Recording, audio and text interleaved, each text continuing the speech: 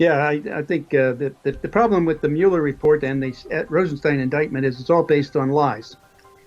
I mean, the fact they're still lying about the saying that the DNC was hacked by the Russians and the Russians gave it to WikiLeaks.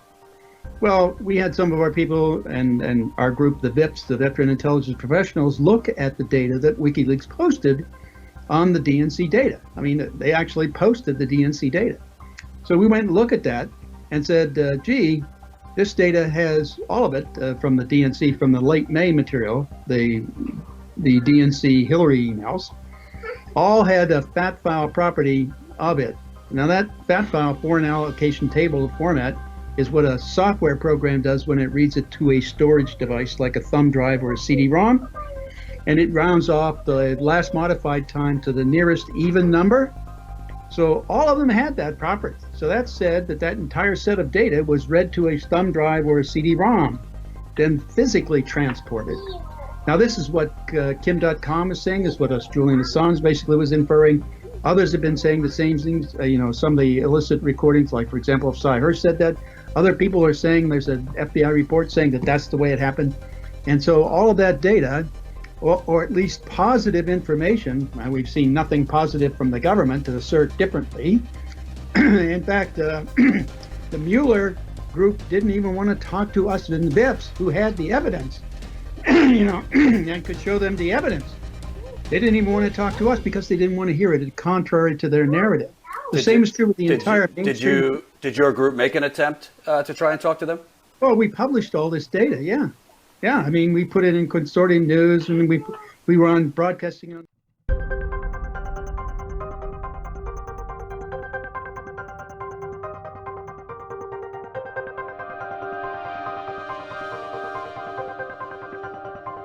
NSA whistleblower says he has evidence the DNC was not hacked. The Mueller report and the Rosenstein indictment is all based on lies. Roger Stone is requesting proof that the Russians hacked the DNC server. As it was reported in the Mueller report, he claims if the Russians didn't hack the DNC, his case should be dismissed. An IT expert and NSA whistleblower who looked at the data online can confirm that the DNC data leaked by WikiLeaks was definitely not hacked. It was copied to a disk or a flash drive. We reported on this May 11th, 2019 that Roger Stone and his legal team are requesting the report from CrowdStrike, the firm connected to the deep state who reportedly did not inspect the DNC server. They sourced it out. Roger Stone is trying to get that CrowdStrike report. And here are these reports that you can look at.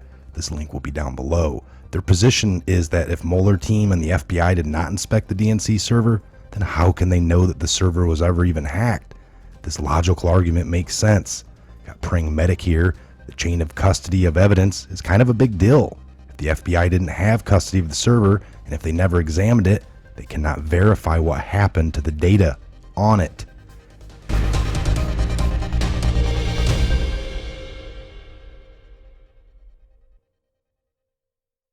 If it is so obvious that the Russian government orchestrated the email disclosures of the 2016 campaign, why are Mueller and the leftovers in the Roger Stone case asking the court to relieve them of that obligation, saying that they should not be required to prove this very fact?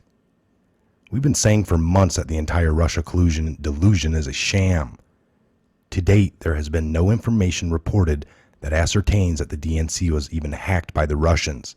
No reports to date show that the DNC server was inspected by the Mueller team and or the FBI. Since this is the case, there is no way the Mueller team can claim the server was hacked. More people believe that the DNC has emails stolen by an insider, and this is how the DNC emails reached WikiLeaks. The WikiLeaks team has stated numerous times that the Russians did not provide them with the DNC emails. Since there is no proof for the emails being hacked, the reports Russians involved the delusion evaporate. This would be and should destroy the entire Russian sham make-believe case. Our reporting has been confirmed by others in the intelligence communities. Tony Schaefer, after speaking with my FBI at sources and at the New York Times reporter with direct knowledge of the handling of the DNC server, it's true. There was no direct examination or physical custody of the DNC. An image, i.e. a copy of the server, was examined. Overnight, it was reported that the former NSA employee and whistleblower Bill Binney has reviewed the information provided online, and it shows that the data was coming from the DNC was not hacked, but rather copied to a disk or a flash drive. Binney says the problem with the Mueller report and the Rosenstein indictment is it's all based on lies.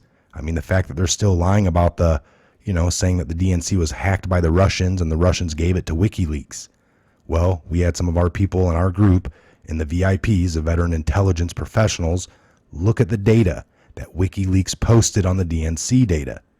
They actually posted the DNC data. That entire set of data was read to a thumb drive or a CD-ROM, then physically transported. This is what Kim.com's saying and what Julian Assange basically was inferring.